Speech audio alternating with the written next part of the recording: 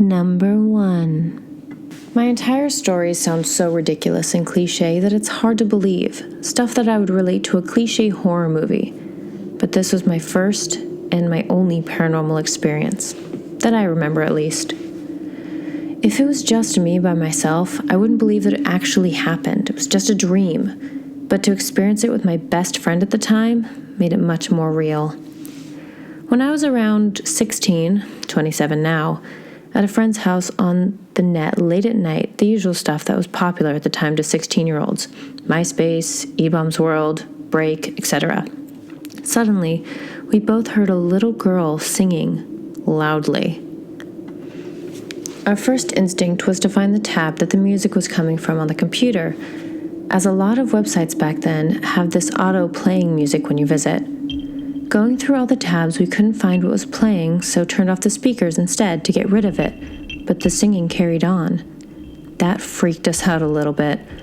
But what made it worse was immediately after this, the front door of the house opened with some force, which we thought was locked. And on what was before a calm, dry night, it was suddenly raining heavily and very windy. The singing stopped when the door opened. We were both freaked out and jumped up to close and lock the front door, turned the PC off, and went to bed and tried to forget about it. Waking up the next morning and mentioning it to my friend's mom, her response was simply along the lines of, "Oh, I've met her before. There's a spirit of a little girl living here." It was also worth noting that we both thought maybe someone was playing a trick on us. My friend's parents were out for the evening, so we thought they may have come home to freak us out. But that would be quite elaborate, especially the storm. Plus, there's an outside light that turns on when someone walks up the front door, which didn't come on.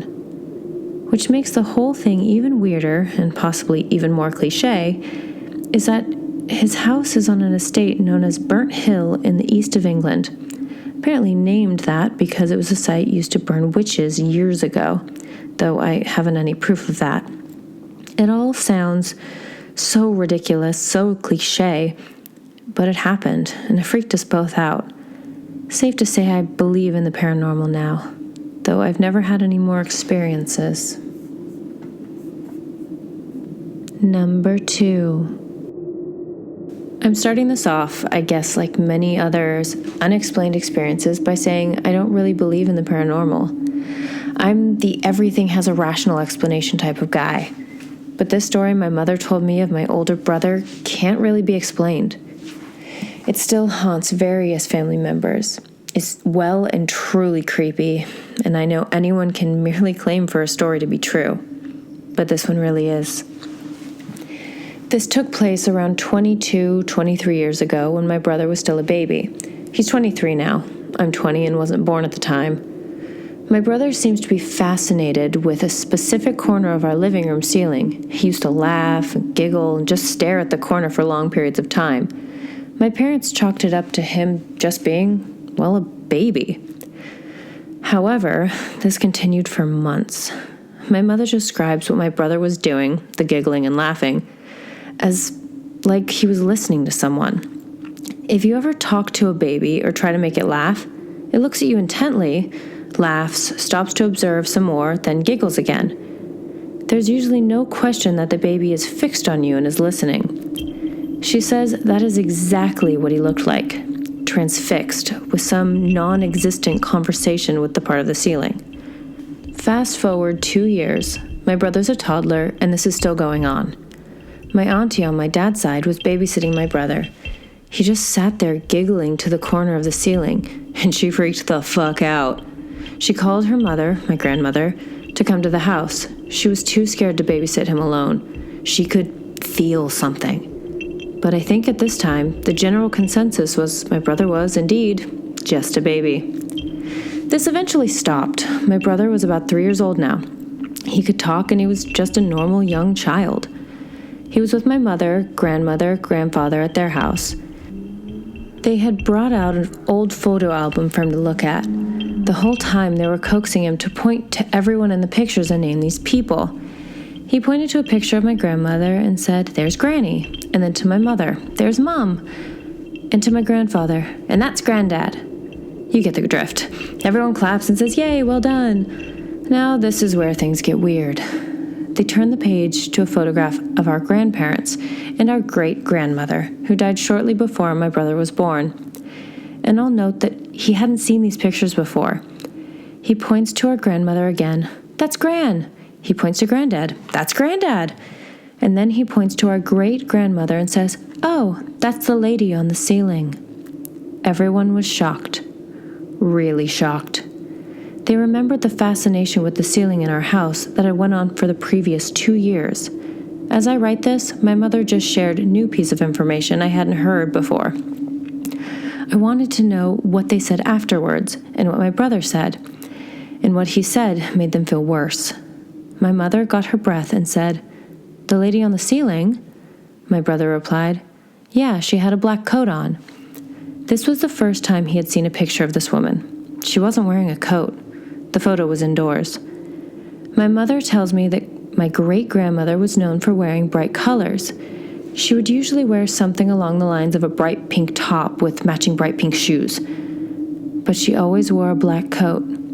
My mother still wasn't sure about what to make of it. She swears she smelled our great-grandmother's perfume in our house. Quite rightly spooked, she visited a clairvoyant who confirmed the perfume smelling and the less common spelling of my brother's name, without being told my brother's name at all or about the perfume. But we still don't really believe in that sort of stuff, and we don't believe that if it was a ghost of my great-grandmother. But it is believed that ghosts come to children because they aren't scared of them at such a young age. And my great-grandmother really wanted to see my brother born before she died. So, I guess if it was her, we should look at it as a nice experience, although we can't help but be creeped out by the whole thing. Either way, the chills run down my spine every time I go through our living room and look up at the corner of the ceiling. Number 3. My house is right next to a forest, where almost every side has forest next to it. We only have one neighbor in our area, but they are rarely home. Since we live in such a dense forest, and the fact that I am in Norway, it's pretty much night all day long. We rarely see any sunlight at all, in the winter period. What is really creepy, though, is that the power to our house frequently cuts, which really isn't a surprise or a new thing since the power goes out all the time. But very recently, very strange things start to occur when I'm home alone. It has happened 2 times now, that when the power cuts, it's pitch black both inside and out. And one time, it was completely dark. I was sitting in my living room on my cell phone when I suddenly see a flash in my panoramic living room window. I take a look outside and see something at the edge of the woods with a flashlight on its head, I think, looking directly in my window, maybe about 50 meters away, and he's just standing there. I'm a pretty confident guy and not so easily scared around the woods, given that I pretty much grew up there. So I figured I should check up on this guy since he's on our property, and we really don't like people looking in our window, especially not that late at night in the evening. Power's still out, so I quit my flashlight, my field pants, and my hunting knife, which I always bring for various reasons. I go outside, and am heading for the direction where the figure was standing. Nothing's there. I look around after it, and it has moved further into the woods. I could still see his flashlight. I yelled at him, but got no response. I kind of jogged towards his position, still trying to get his attention, and tell him that people really aren't supposed to walk here. The closer I get, maybe 100 meters away from my house and 50 meters from the figure, I realize something's off. My flashlight's lighting up the area, but it doesn't light up the person. It sort of goes through him. Now, I'm not that close that I can for sure say that the light doesn't illuminate him, but I stopped. This shook me to the bone. This guy casually stared into our window in the middle of a blackout, didn't react to my call-outs, neither did he walk in a normal pattern. His flashlight was just hovering. And that's when his light just turned off. He disappeared and it was all pitch black again. The only light I could see was from my own flashlight. Still pretty shaken, I hurry back to my house and find that both of the main ports to our barn was completely open, which are always closed since it's winter, and that the floodlight positioned outside was also turned on, which indicated that the power was back.